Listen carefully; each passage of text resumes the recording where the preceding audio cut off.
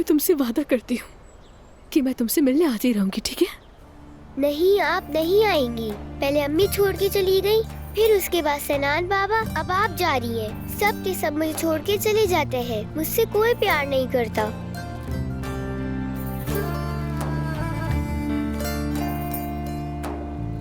मुझे भी अपने साथ ले चले ना। हम एक साथ कहीं भी चले जाएंगे। मुझे आपके बगैर यहाँ नहीं रहना। काश तुम्हें साथ ले जाती,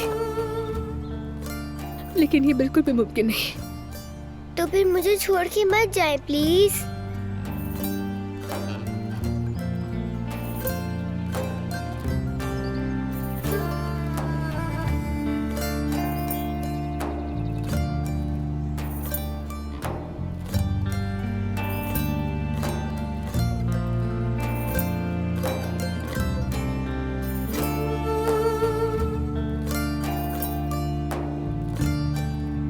समृद्ध,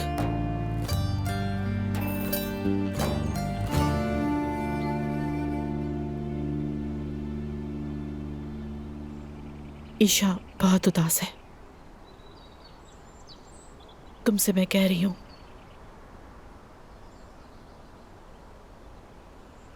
मत जाओ।